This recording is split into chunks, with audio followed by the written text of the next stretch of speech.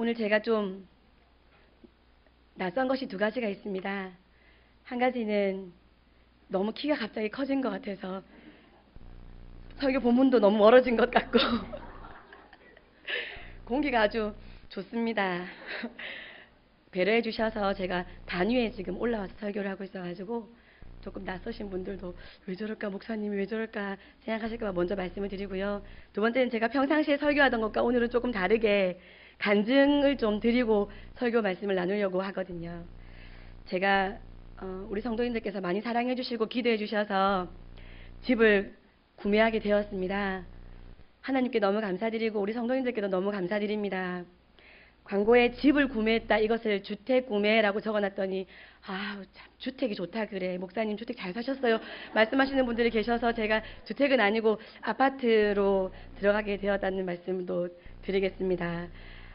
제가 새로 구입하게 된 집은 28년 된 아파트 제일 꼭대기층 제일 갓집입니다. 말씀만 들어도 갑자기 찬 기운이 훅 들어오는 것 같은 기분이 드십니까 혹시? 저희 가족에는 80세 어르신이 계시고요. 9살, 8살, 3살짜리 어린 아이들이 있습니다. 노약자가 많이 사는 집입니다. 저희 집은. 그래서 집으로 이사 가는 거 너무 좋고 다 감사한데 단열은 잘해야 되겠다 하는 생각이 들었습니다. 노약자가 많이 계시기 때문에 아파트 위치가 교회 근처에 있다는 것도 상당히 만족스러웠고 평수가 넓어진 것도 너무 감사했고 그럼에도 불구하고 가격이 사악하지 않은 것도 얼마나 감사한지 모릅니다. 무리하지 않고 집을 구매할 수 있는 너무 좋은 조건의 집을, 그런 집이 나왔다는 소식을 듣기 무섭게 바로 계약금을 걸었습니다. 뒷일은 나중에 생각하고 이런 집이 나올 수 있는가 하면서 계약금을 걸었습니다. 28년 된 아파트인가? 새 아파트가 좋은데? 그런 생각하지 않았습니다. 더 넓은 평수에 그런 생각하지 않았습니다. 이런 조건이었기 때문에 28년 된 아파트 제일 꼭대기 제일 갓집, 이런 조건이었기 때문에 우리 가정에 가장 적합한 집으로 우리에게 하나님께서 예비하셨구나라고 생각하고 너무 감사하게 그 집을 계약했습니다. 단열만 잘하면, 찬바람만 숭숭 들지 않으면 그러면 정말 너무 좋겠다 하고 생각했습니다. 특별히 첫째 아이와 둘째 아이가 집에서 홈스쿨링을 하기 때문에 아이들 공부방을 베란다에 해주려니 베란다는 더 추울 것 같아서 단열을 좀 잘 해야 될 텐데 하는 고민이 있었습니다. 그리고 외벽 쪽에 위치한 안방과 작은 방, 그리고 욕실이 외벽 쪽에 위치하거든요. 그 집을 판 주인 아주머니께서 욕실은 좀 상당히 춥다, 겨울에 목욕하기가 하는 말씀들을 주셔서 이렇게 저렇게 단열만 잘 할 수 있으면 너무 좋겠다라고 생각을 했습니다. 그래서 인테리어 전체를 맡아서 진행해 주실 사장님께 단열에 대해서 여쭤봤더니 일단 본인은 하시는 것이 아니고 따로 일을 맡겨야 된다고 이렇게 말씀하시면서 한번 알아보고 말씀해 주시겠다고 해서 기다렸습니다. 그 알아보신 다음에 하신 말씀이 보통 이렇게 아파트 사시는 분들 단열은 거의 하지 않고 해도 석고보드 정도 붙이는 정도만 하면 된다 하고 말씀하셨습니다. 근데 그건 제가 기대했던 단열은 아니었거든요. 그리고 좀 더 세게 하려면 스티로폼 붙일 수 있는데 스티로폼은 두께가 되게 두껍다 하고 말씀하시길래 저희 지금 살고 있는 집에서 넓힌 평수만큼 스티로폼을 다 붙일 위험성까지 생기는 그런 단열밖에 없는 상황이었습니다. 설명을 들어보니까 정말 단열이라는 것이 이거밖에 없나 하고 제가 너무 고민이 되어서 고민하고 기도하고 걱정도 하고 물어도 보고 했는데 특별한 답이 뾰족 한 수가 나지 않았습니다.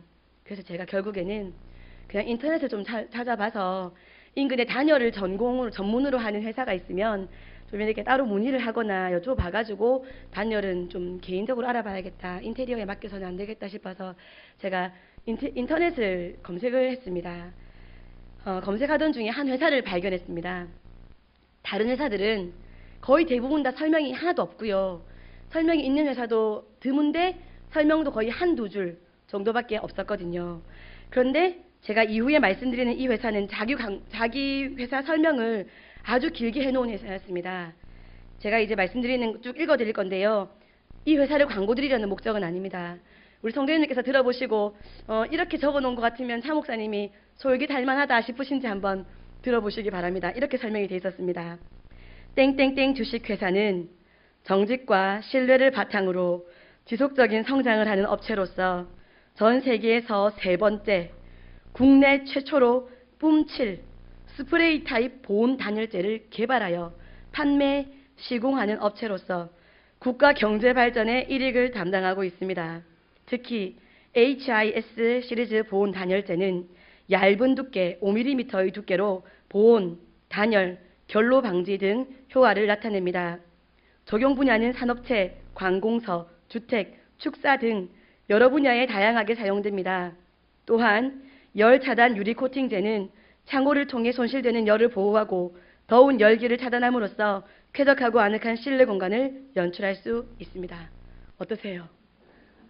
제가 눈이 번쩍 안 띄었겠습니까? 엄청나게 많은 업체들을 검색해 봤었거든요, 제가. 그런데 이 업체가 이렇게 설명이 되어 있는 것입니다. 여름철에 유리로 들어오는 열이 71%, 유리로 겨울철에 빼앗기는 열이 48%라는데 애들 공부방은 베란다지 않습니까? 그러면 한쪽 면이 다 유리지 않습니까? 그래서 유리 단열까지 제가 마음에 그런 거 있으면 참 좋겠다 싶었는데 그렇게 다 설명이 되어 있는 것이었습니다. 그래서 제가 바랬던 모든 조건들을 다 만족하면서 단열도 해주고 공간도 절약해주는 그 회사를 발견하고, 그것도 소개를 받은 것도 아니고 인터넷에 검색을 해서 이런 회사를 찾았으니 제가 이것은 하나님의 은혜가 아니고서는 있을 수 없는 일이다 하면서 너무 감동하고 감격했습니다. 제 마음에 아주 쏙 들었습니다. 너무 신이 나서 당장 전화를 걸었습니다. 그 회사에. 제가 자기 회사의 개발품 하나하나를 짚어가면서 인정하고 칭찬하고 기대에 가득 찬 목소리로 전화를 했더니 사장님이 저에게 굉장히 호감을 보이셨습니다. 그런 단열을 찾으셨군요. 그렇다면 아주 잘 찾아서 연락하신 것입니다. 저희가 바로 딱 원하는 그런 회사입니다 하고 사장님이 말씀하셨습니다. 그리고 기분 좋게 사장님께서 얼마 지나지 않아서 견적을 내러 저희 집에 방문해 주셨습니다. 단열은 방 전체를 다 해야지 맞는 것이지만 제가 그렇게는 안 되겠고요. 외벽 쪽 벽만, 그리고 베란다, 애들 공부방을 해야 돼서 베란다만, 그리고 욕실까지 일단 최소화로 해서 견적을 부탁드렸습니다. 그랬더니 사장님은 자재를 자신들이 개발을 했고 또 그 물건을 만드는 공장도 자체적으로 운영하고 있었고, 그랬기 때문에 저에게 인건비를 다 빼고 하니까 다 마음이, 차 목사님 참 순진하다 생각하시지요. 저는 근데 어떻게 그렇게 신뢰가 가겠습니까? 인건비를 다 빼고 최소화해가지고 견적을 내주겠다 약속을 하시고 돌아가셨습니다. 한참 지나서야 제가 견적을 메일로 받아보았는데 사장님께서 메일을 통해서 보내주신 견적서 금액은 저 혼자서요, 아무와도 의논하지 않았습니다. 저 혼자서 단열한테 이 정도 금액 정도는 쓸 수 있겠다 생각했던 그 상한선이 있었습니다. 제 마음의 계획이 되게 치밀한 사람이라 가지고 이 선 넘으면 안 된다, 아무리 좋은 회사라도 생각했는데 이 정도 선 금액 단열 인테리어 얼마 이렇게 해놨는데요. 사장님이 보내주신 그 금액을 다 금방 욕실 베란다 합산을 했더니 제가 생각했던 그 금액하고 마치 의논한 것처럼 딱 맞아 떨어지는 것입니다. 얼마나 제가 감격을 받았겠습니까? 시어머니께, 남편에게, 아이들에게, 언니들에게 만나는 사람마다 이럴 수가 없다고. 어떻게 그렇게 내가 원하는 단열을 해줄 수 있는 회사가 내가 원하는 그 금액만큼 딱 견적을 해줄 수 있는지, 이건 정말 하나님의 역사라고 말할 수밖에 없다. 이렇게 하면서 제가 아주 입에 침이 마르도록 칭찬을 하고 감격을 했었습니다. 우리 집에 꼭 필요한 단열의 모든 부분을 다 시공해 줄 수 있는 능력을 가진 업체에서 단열의 부피도 두껍지 않고 친환경 자재에다가 금액까지 내가 예상한 금액에 딱 맞추어서 견적을 받으니 너무나 감격스러웠습니다. 그렇게 해서 이제 인테리어가 시작되었습니다.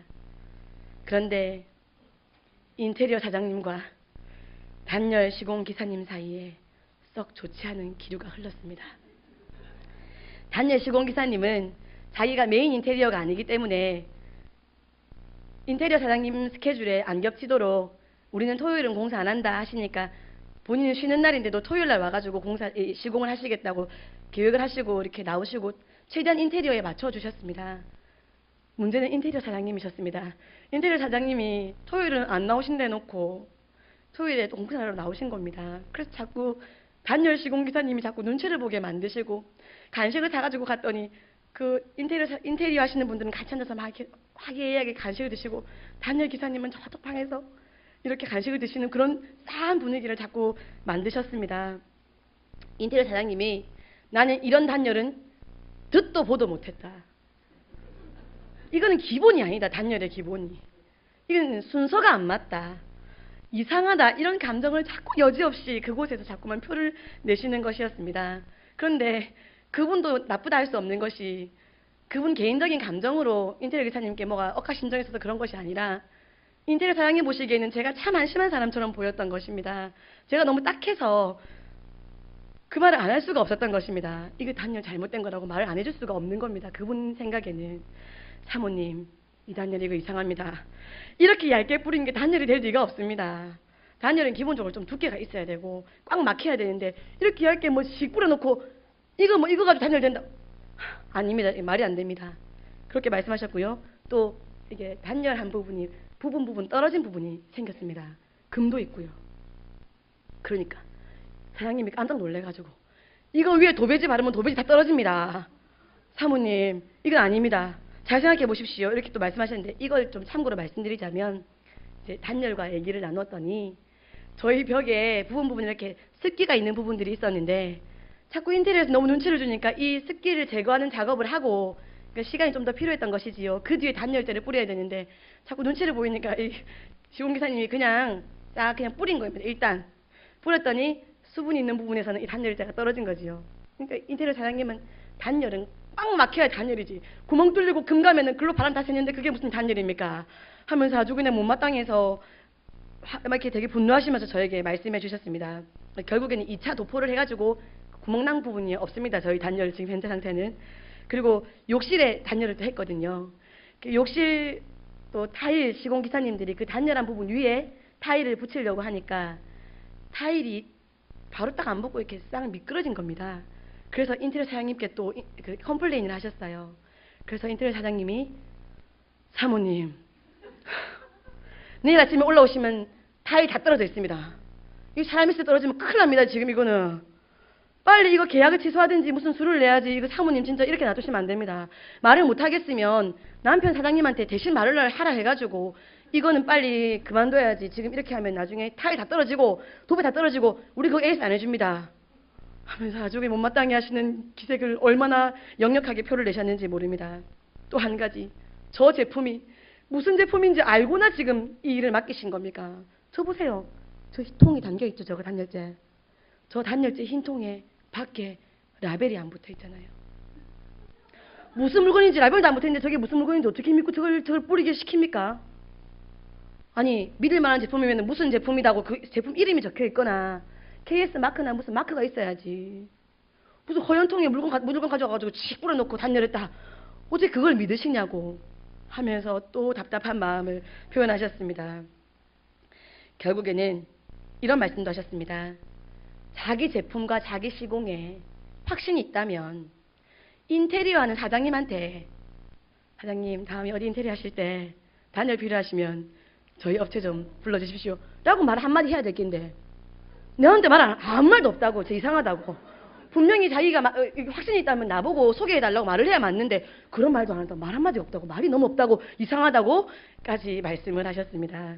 급기야 두 팀이 이제는 대놓고 베란다 샤시 옆에 실리콘 바르는 그 자리에 단열재를 먼저 뿌려야 되나 실리콘을 먼저 해야 되나 이제는 급기야 이렇게는 두 분이 정색을 하면서 대놓고 거의 싸우다시피 하는 상황까지 왔습니다.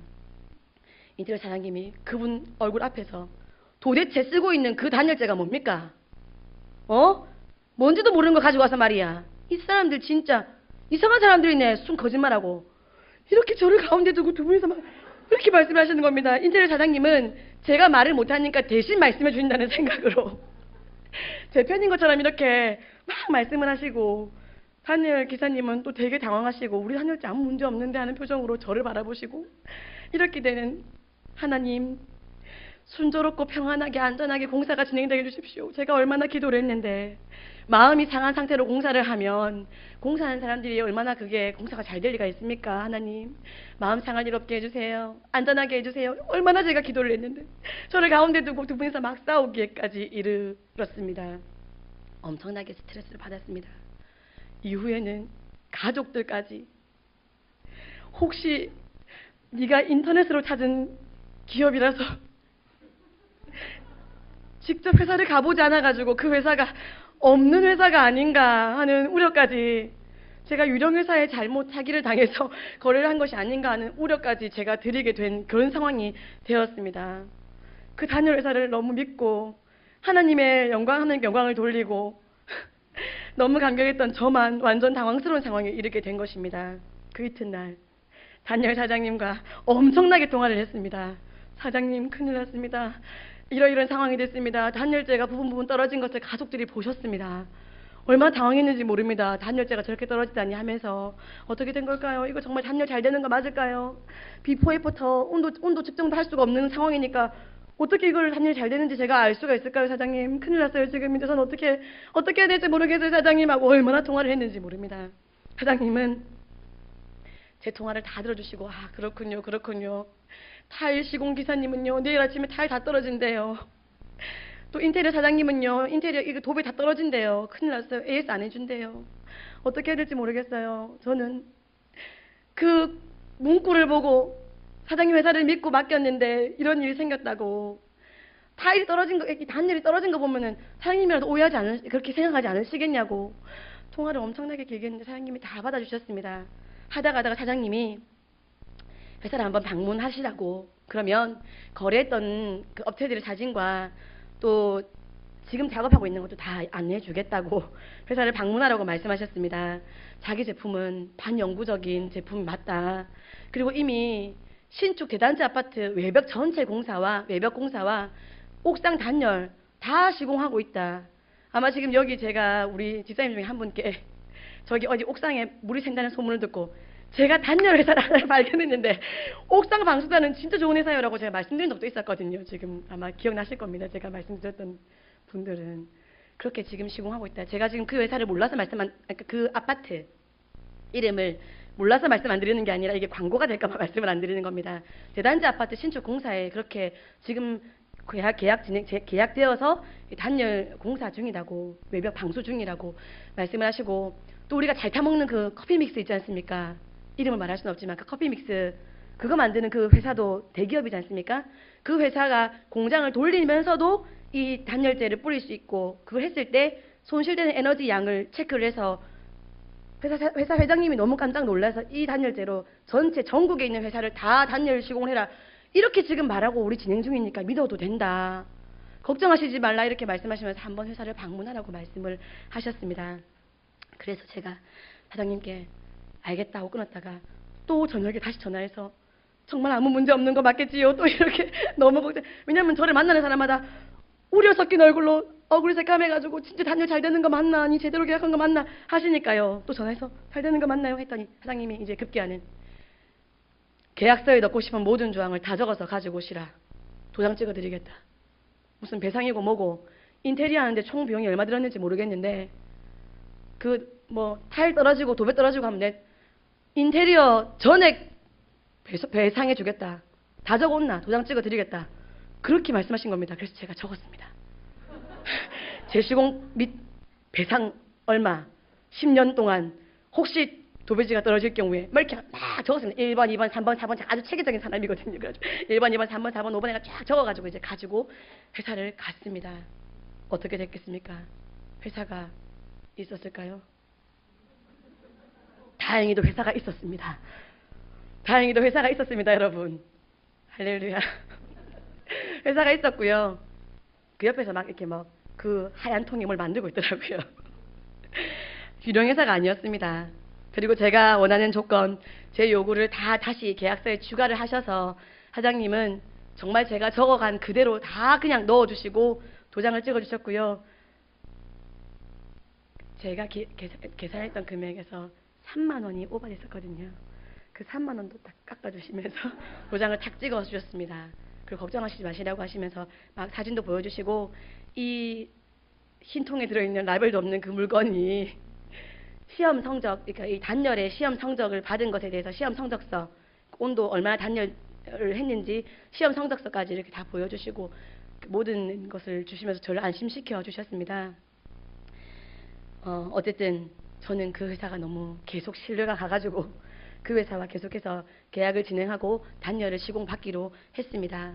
이 회사가 만약에 단열을 안 하게 되면 저희 집은 단열 못하고 제 꼭대기 제 갓집으로 이사를 가야 되는 상황이었기 때문에 안 믿고 싶어도 믿을 수밖에 없는 상황이었거든요. 그래서 결국에는 이제 계속 이 시공을 받기로 하고 계약서를 새로 적고 이제 그 마무리를 했습니다. 많은 사람들이 제가 뭘 너무 모르고 너무 잘 속아서 이렇게 이름도 없는 회사랑 듣도 보도 못한 단열재로 시공을 받는다, 돈을 허비한다, 사기당했다 생각하셨습니다. 그래서 어떻게 되었을까요? 단열 시공을 했습니다. 그래서 어떻게 됐을까요? 저희는 아직 이사를 가지 않아서 그것이 단열이 얼마나 잘 되는지 확인을 할 수가 없습니다. 그런데 저는 그 단열을 내서 마음이 얼마나 든든한지 모릅니다. 그냥 제 마음이 든든합니다. 그리고 집 청소가 있고 물건 들어올 게 있어서 제가 집을 가보면 훈훈한 기운이 느껴지는 것 같은 기분이 듭니다. 물론 날씨도 많이 따뜻해진 것도 있긴 한데 저는 마음에 상당히 따뜻한 기분이 들더라고요. 아직도 인테리어 사장님을 비롯해서 많은 분들이 이 집 사모님 속았다 라고 생각하고 계실 것입니다. 그렇게 저를 한심하게 여기시고 답답해 하시는 분들께 시험 성적서 받습니다. 이 흰통 라벨 없지만 믿을 만한 제품 맞습니다. 말씀드려도 받고요. 사장님이 저에게 모든 계약서에 추가하고 싶은 내용을 다 추가를 하셔서 배상까지도 그 제한 기간 엄청나게 적어서 갔더니 말씀 한마디 없이 그냥 다 도장 찍어 주셨습니다. 그러니까 걱정 안 해도 됩니다. AS 다시 안 해주셔도 됩니다. 이런 온갖 것을 제가 다 설명을 드렸습니다. 왜냐하면 저를 위해서 인테리어 사장님이 화를 내신 거기 때문에 온갖 것을 다 제가 근거를 들어서 다 말씀을 드렸는데도 끝까지 단열을 믿지 못하고 인테리어 사장님은 인테리어를 마무리하게 되셨습니다. 아무리 말해도 소용없는 것을 경험했습니다. 답답할 노릇이지만 안 믿으시니 어쩔 수가 없었습니다. 제가 설명드리는 건 제가 가지고 온 자료, 제 눈으로 본 것을 아무리 말해도 믿게 할 수 없구나. 그렇구나. 저는 되는 줄 알았습니다. 아주 잘 말하면, 잘 설명하면, 보여주면, 근거 자료를 보여주면 믿겠다고 생각했습니다. 그런데 믿게 할 수 없구나 하는 것을 정말 인생 중에서 거의 한 번도 경험해 보지 못한 것 같은데 이번에 뼈저리게 경험하게 되었습니다. 이 일을 겪으면서 복음이 정말 그렇구나라고 생각이 들었습니다. 고린도전서, 우리 다 함께 고린도전서 1장 18절 말씀을 다 함께 찾아서 읽어보겠습니다. 고린도전서 1장 18절 말씀입니다.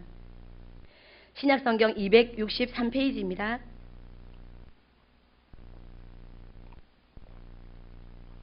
고린도전서 1장 18절 말씀입니다. 시작. 십자가의 도가 멸망하는 자들에게는 미련한 것이요 구원을 받는 우리에게는 하나님의 능력이라. 아멘. 21절에서 24절까지 말씀도 다 함께 읽겠습니다. 21절부터 24절까지 말씀입니다. 시작. 하나님의 지혜에 있어서는 이 세상이 자기 지혜로 하나님을 알지 못하므로 하나님께서 전도에 미련한 것으로 믿는 자들을 구원하시기를 기뻐하셨도다. 유대인은 표적을 구하고 헬라인은 지혜를 찾으나 우리는 십자가에 못 박힌 그리스도를 전하니 유대인에게는 거리끼는 것이요 이방인에게는 미련한 것이로되 오직 부르심을 받은 자들에게는 하나님의 능력이요 하나님의 지혜니라. 아멘. 이 말씀을 제가 유진 피터슨 목사님께서 번역하신 메시지 성경으로 한번 읽어드리겠습니다. 1장 17절부터 시작하겠습니다. 하나님께서는 나의 추종자들을 모으라고 나를 보내신 것이 아니라 그분께서 친히 이루신 일에 관한 메시지를 전하고 그분의 추종자를 모으라고 나를 보내셨습니다. 그분은 화려한 말솜씨로 메시지를 전하라고 나를 보내신 것이 아닙니다. 그랬더라면 메시지의 중심에 자리한 강력한 사건, 십자가에 달리신 그리스도가 미련하고 어리석은 몇 마디 말 때문에 하찮은 것이 되고 말았을 것입니다. 십자가에 달리신 그리스도를 가리키는 메시지가 멸망하기로 굳게 결심한 사람들에게는 어리석은 것처럼 보이겠지만 구원의 길에 들어선 사람들에게는 완벽하게 이해될 것입니다. 이것이 하나님께서 일하시는 방식입니다.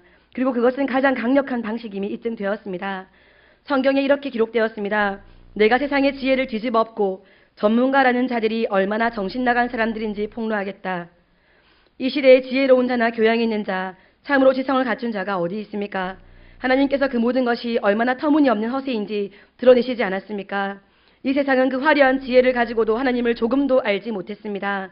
그래서 지혜로우신 하나님께서는 믿는 사람들을 구원의 길로 이끄시기 위해 이 세상이 어리석다고 여긴 것, 무엇보다도 복음 선포를 즐겨 사용하셨습니다. 유대인들은 기적의 증거를 극성스레 요구하고 그리스 사람들은 철학적 지혜를 구하지만 우리는 십자가에 달리신 그리스도만을 전합니다. 아멘. 23절까지 말씀입니다. 설명으로 안 되더라고요, 여러분. 전도도 그렇지 않습니까? 많이들 경험해 보셨지요? 그 생명의 이야기가 어떻게 그렇게 생명이 아닌 것처럼 전달될 수 있는지 참 안타까운 경험을 많이들 해 보셨을 것입니다. 과거 바울 사도께서 아테네에서 전도하셨을 때 정말 열심히 설명하고 설득했던 복음이 가벼운 한 지식인 것처럼 여김을 받았을 때, 생명의 말씀, 구원의 복음이 구원의 길이라는 유일한 길로 여김받지 못했을 때, 내가 그것을 내 지식으로 설명한 바람에 그 위대한 사실이 아주 가벼운 한 지식으로 여겨지는 것을 경험했을 때 바울 사도께서 어떤 기분이 드셨을지 이해가 되었습니다. 그래서 하나님은 우리에게 세상 지혜로 하나님을 알게 하라고 하시지 않으셨습니다. 잘 설명해 보라고, 지혜롭게 설명해 보라고 말씀하지 않으셨습니다. 말로 내 지식으로 할 수 있는 것이 아니기 때문입니다. 십자가에 달리신 예수 그리스도, 직접 육체의 몸으로 구원을 이루신 예수 그리스도, 복음, 이 한 가지로 다가가라고 명령하셨습니다.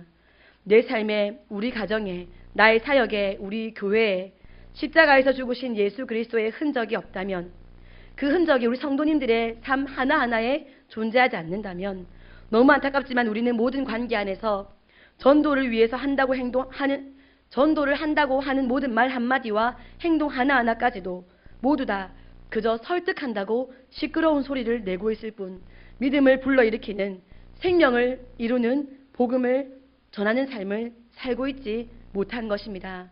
바른 증인의 삶을 살고 있지 못한 것입니다. 본문에서는 우리가 이 일의 증인이라고 말씀하십니다. 믿지 않는 이들 앞에서 구구절절 세상 소리와 세상 방법과 세상 지식으로 설득하려는 우리가 되지 않아야겠습니다. 그런 행동이 오히려, 그런 구차한 말들이 오히려 십자가를 하찮게 만든다고 말씀하십니다. 저희 집 단열이 잘 되었다는 것을 어떻게 증명할 수 있겠습니까? 나중에 저희 집에 도시가스 비용이 적게 나오고 전기세가 적게 나오고 저희가 겨울인데도 반팔을 입고 있고 그렇게 하면 믿으실지 모르겠습니다.